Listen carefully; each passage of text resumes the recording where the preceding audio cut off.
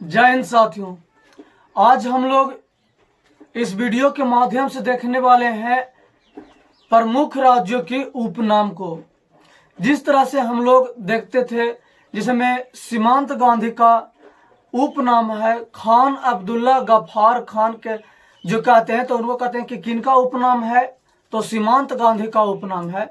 तो उसी प्रकार आज हम प्रमुख राज्यों को लेकर आए हैं जिनको उस उपनाम देकर यानी उस उपनाम से पुकारा भी जाता है।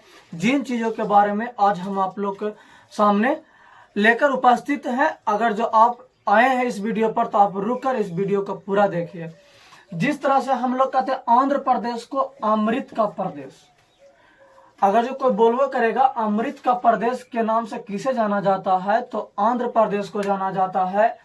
वहीं सूर्योदय का प्रदेश किसको कहा जाता है, तो अरुणाचल प्रदेश को। अरुणाचल प्रदेश में कहा जाता है कि भारत में सबसे पहले अगर जो कहूँ पर सूर्य भगवान का उदय माना जाता है तो वो अरुणाचल प्रदेश ही है। इसीलिए अरुणाचल प्रदेश को सूर्योदय का प्रदेश भी कहा जाता है। वहीं असम की बात करें तो असम की 8 नदियों का प्रदेश के नाम से भी जाना जाता है। असम को 8 नदियों का प्रदेश भी कहा जाता है।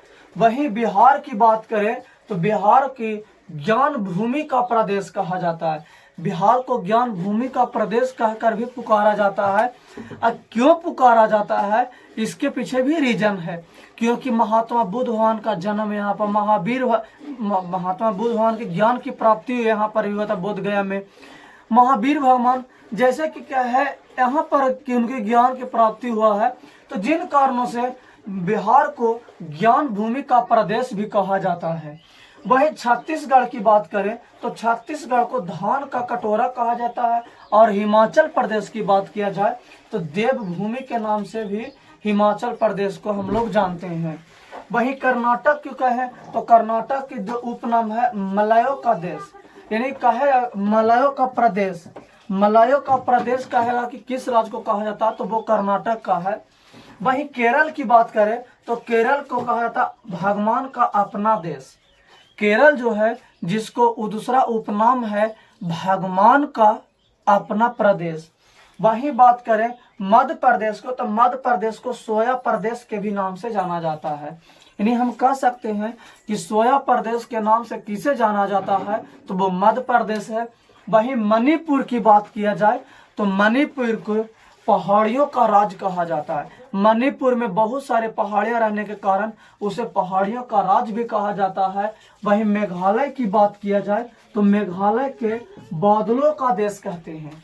मेघालय को बादलों का देश कहा जाता है, क्योंकि आप लोग सभी को पता ही होगा कि मेघालय जहां पर मानसीराम चेरापूंजी मानसीराम स्थित है, जो भारत की सबसे अधिक वर्षा वहीं पर होता है। तो इन्हीं कारणों से भी मेघालय को बादलों का प्रदेश कहा जाता है। ओडिशा को मंदिरों का प्रदेश कहा जाता है। ओडिशा को मंदिरों का प्रदेश कहा जाता है। वहीं तमिलनाडु को दक्षिण भारत का प्रवेश द्वार कहा जाता है। तमिलनाडु को दोस्तों दक्षिण भारत का प्रवेश द्वार कहा जाता है, क्योंकि भारत की सबसे दक्षिणतम राज्य अगर जो मुख्य भूमिका की बात किया जाए तो वो तमिलनाडु ही है। वहीं बात किया जाए त्रिपुरा की, त्रिपुरा को हम लोग देखें तो त्रिपुरा को हम लोग दूसरा उपनाम से फलों का राज्य के उपनाम से भी हम लोग जानते हैं। फलों के राज्य उपनाम से उसे हम जानते हैं। उत्तर प्रदेश को गंगा का प्रदेश कहा जाता है।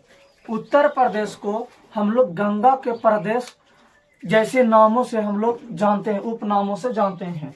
वहीं राजस्थान की बात किया जाए तो राजस्थान को रंग भूमि कहा जाता है।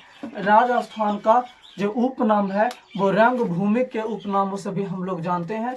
तो आप लोग से अनुरोध है कि अगर जो इस तरह से वीडियो आप लोग देखना चाहते हैं और देख रहे हैं तो आपसे ये गुजारिश है कि अपने दोस्तों तक भी शेयर कर दीजिए और हमें भी एक सपोर्ट कीजिए, हमको भी आगे बढ़ने का मौका दीजिए दोस्तों।